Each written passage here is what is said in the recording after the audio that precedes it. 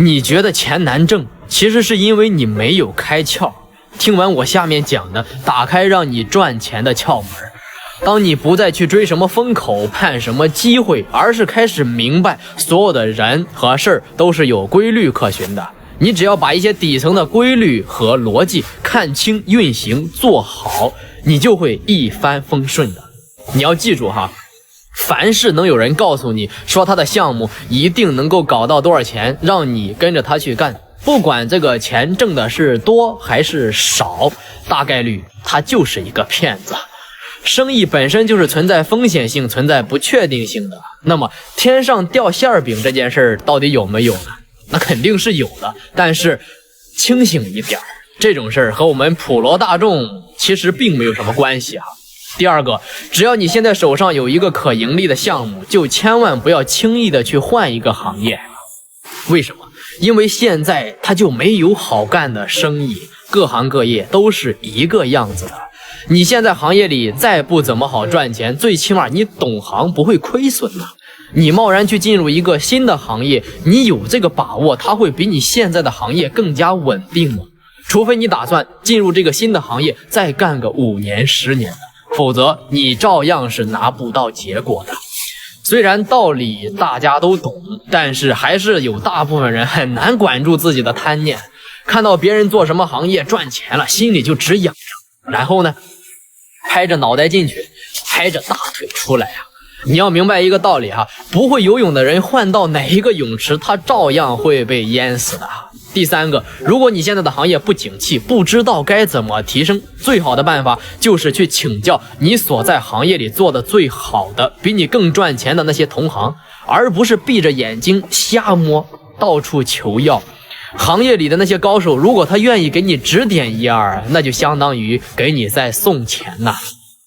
當然哈，作為一個成年人，我更希望的是你要明白，不要總想着去白嫖，拿你有的換你想要的，這個道理在社會上的任何一個地方它都是能夠成立的。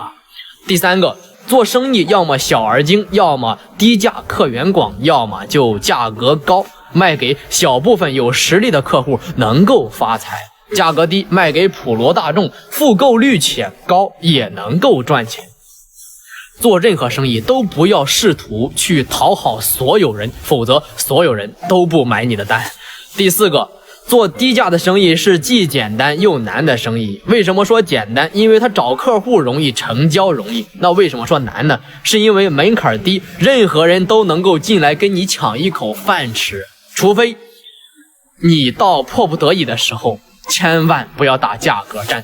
因為你做的事情是有限的範圍內、有限的人群的有限生意，誰打價格戰，誰就死得越快。第五個，一定要想清楚啊，錢不是用一輩子去掙的，很多人都是用2、3年的時間賺到一輩子的錢的。小財靠勤，中財靠德，大財是靠命的。你命裡沒有，其實你再怎麼努力也沒什麼用的。但是大部分人其實能夠靠中財就已經足夠用了。所有的項目起步的本身都是艱難的，如果說你能夠做同一件事，效率比別人更高，你的持久性比別人更強，就自然的在一個行業裡短時間內可以贏得大部分人的。第六個，做生意一定別太自以為是，一上來就做什麼全行業的布局啊，什麼都想要，最後的可能就是你什麼都得不到。你一定要明白哈，中國什麼人都缺，就是不缺勤勞努力能吃苦的人，但是呢，缺專業專心專注能夠靠得住的人。當你找到適合自己的行業的時候，你就要低下頭，耐下自己的性子，保持足夠的專注度去做這件事情，你就已經能夠贏得99%的人了。其實很多事情並不是不賺錢，而是在堅持的過程中你選擇了放棄，所以才導致你不賺錢的。第七個，愛面子的人千萬不要做生意，死要面子活受罪。清醒一點哈，任何的行業的本質都是服務行業，要的就是提供情緒價值。現在已經不缺什麼好產品了，產品好只是所有行業的標配，好的服務才是消費者更願意買單的加分項。那麼怎麼做服務呢？就得把面子踩在脚底下去摩擦。都说客户是上帝，咱干的就是服務伺候上帝的活啊，舍得面子啊，那可换不回来钱了。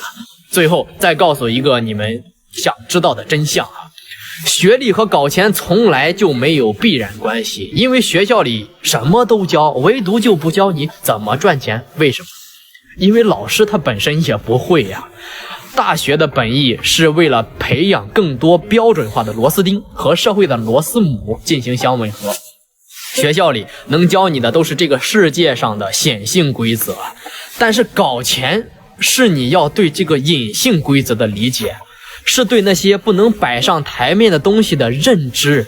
生命中有太多中的尊嚴是需要用錢來捍衛的，所以先跪着把錢賺了，再學會去享受這個世界。